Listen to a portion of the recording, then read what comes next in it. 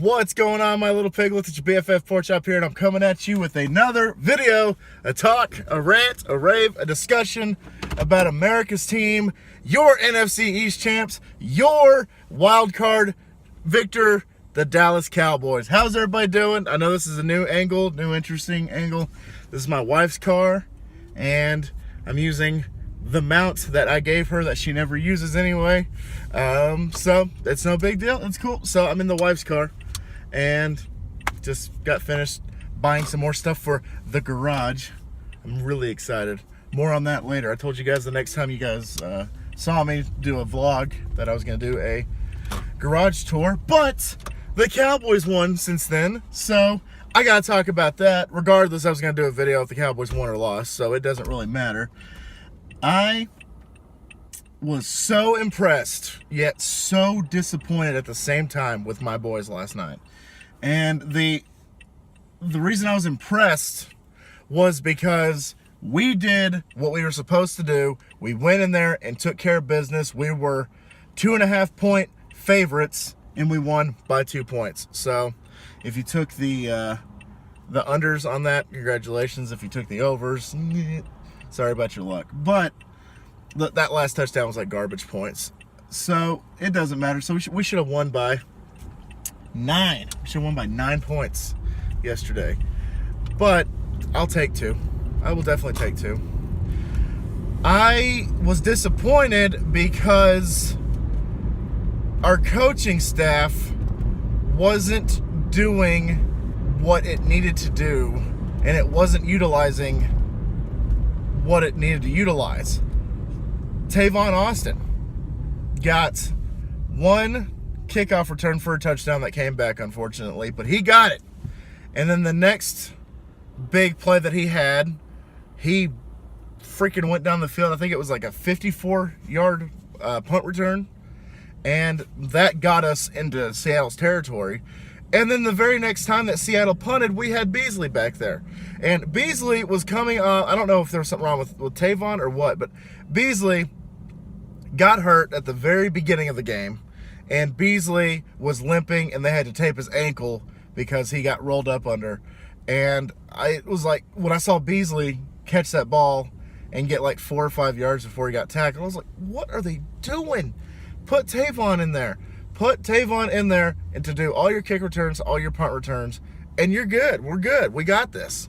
So not having Tavon back there was really just, it was a head scratcher. It was a real problem because he did so well for you on those last 2 that he attempted. And why not just go for the 3-peat? Maybe he would have returned another one for a touchdown.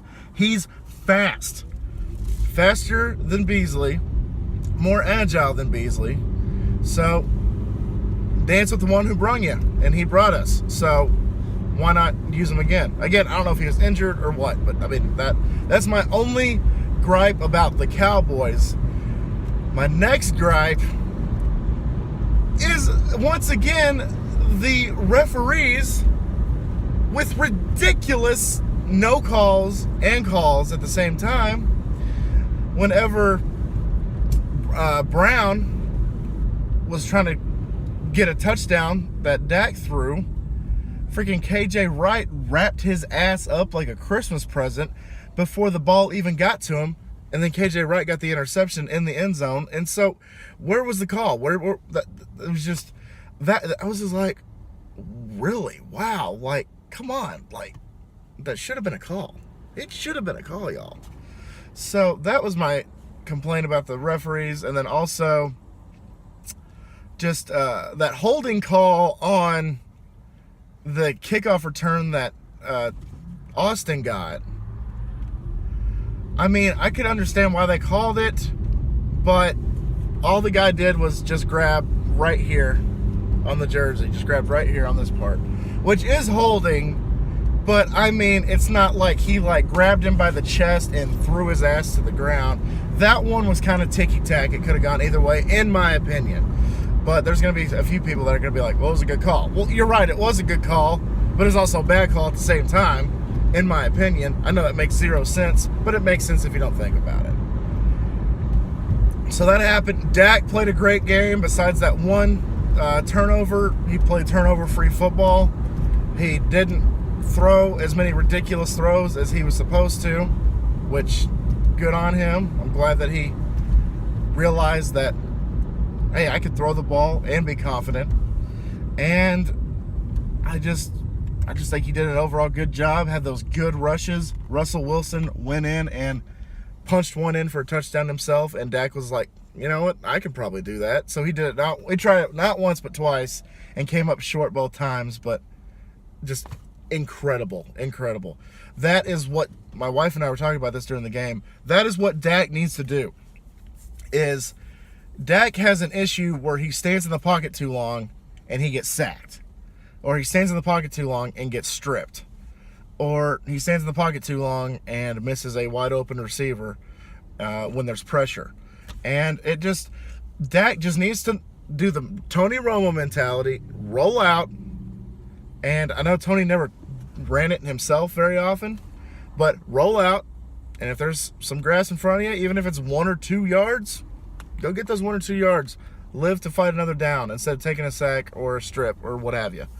So that's what Dak needs to do. Because my wife started watching during Dak's rookie year, and she noticed that Dak took off a lot when he needed to. Dak would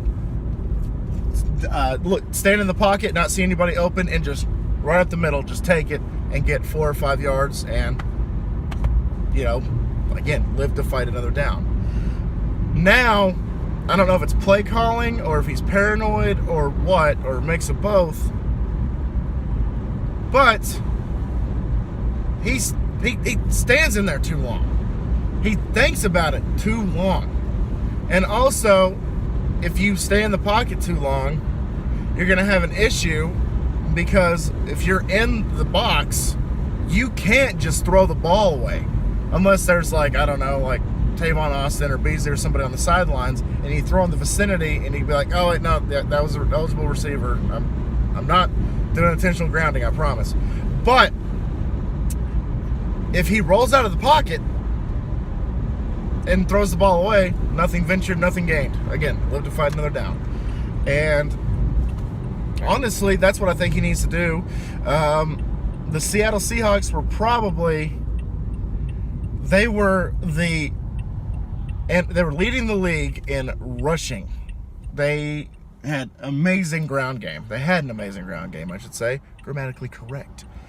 And we held them to 22 rushing yards in the first half. And that is that just shows you how great our defense can be and will be going forward if we keep the pieces. That even the league-leading rushing Seattle Seahawks, we held them to 22 rushing yards. And if that's any indication, then, perhaps we might have something working here that we could actually use against the Rams or the Saints. Hasn't been decided yet. Right now, I think the Ravens are losing right now to the Chargers, and the Bears and Eagles game isn't until tonight. So we will see what happens tonight, who we play. I saw a few articles that said that the Cowboys according to these articles, they need the Philadelphia Eagles to beat the Bears. Because if the Eagles beat the Bears, then we get to take on the Rams. But if the Bears beat the Eagles, we get to take on the Saints. And the articles are pretty much saying that we have no chance in the Dome, that we have zero chance against Drew Brees to beat him twice in 1 year. And honestly, I like our chances against the Saints. I really do. We beat them once before, given it was in Jerry World, but we beat them once before. And I know it's kind of hard when people say you're supposed to not be able to beat a team twice in 1 year, because divisional games, sometimes they split 50-50. But regardless, I think we can beat the Saints in the Dome. I don't think the Cowboys defense is scared of that Saints offense. The Saints defense looked pedestrian against us the first time we played them. And I honestly do not fear the Saints.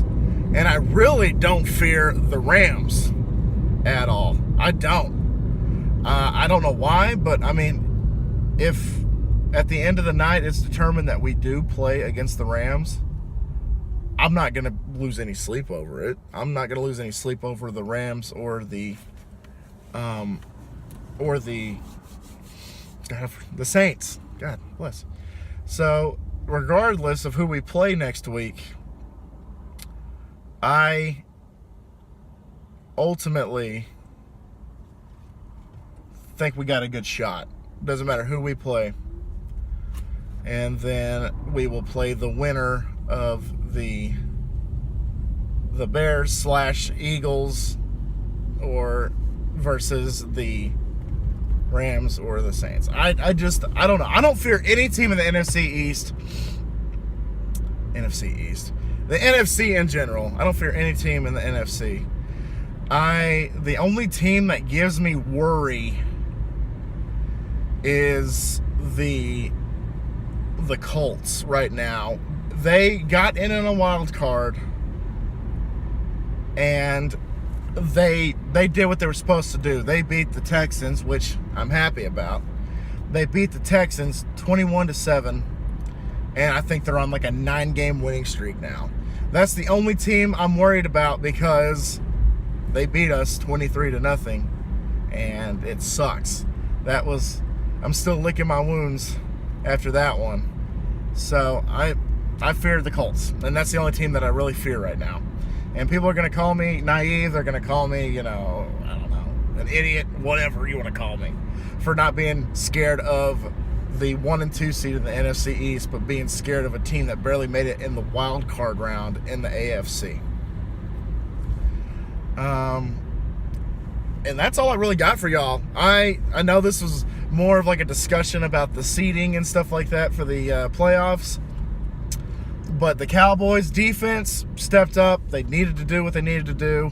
The offense, if the offense can turn it on, they can turn it on. But unfortunately, they can turn it off just on a whim. That interception was kind of deflating, but we were able to recover from it. And I'm glad with the result. I really am. Even though it was only a 2-point game, I'm still glad with the result. The Seahawks are not your cousin Seahawks, because the Seahawks were amazing 5 years ago. Shit, even like 3 years ago, the Seahawks were amazing. And so this isn't the same Seahawks team, and we went and took care of business like we were supposed to do. Sold out Jerry World is what I was told. And I actually had a few friends that attended, and I hope you guys enjoyed the game. I hope you had a blast. So, guys, I'm gonna get out of here. I'm not even home yet, but I'm gonna get out of here. Running 13:15 right now, and like I said, I'm not scared of whoever we play, and I'll do another update video about that whenever it is decided who we are gonna play next week. And of course, Chris and I's pick'em. I will talk about the matchup during the pick'em.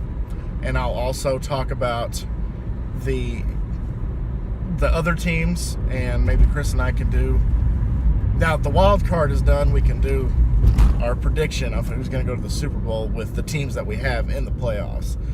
So that's it, guys. If you guys could please subscribe to this channel, I greatly appreciate it. Turn on that bell notification, get notified every single time I upload one of these videos, as well as Chris and I's pick'em, a food review, a Huskies playthrough, which I hope to get back to in the off season, or just any other video that I feel like posting. Garage tour is next. I promise you guys, garage tour is next. So thank y'all so much once again for dropping by, and always remember, my little piglets, call it Pork Chop. He loves y'all the most. So y'all take it easy, guys. I'm gonna get out of here. Thanks again for dropping by. Bye, guys. How about them Cowboys? Woo!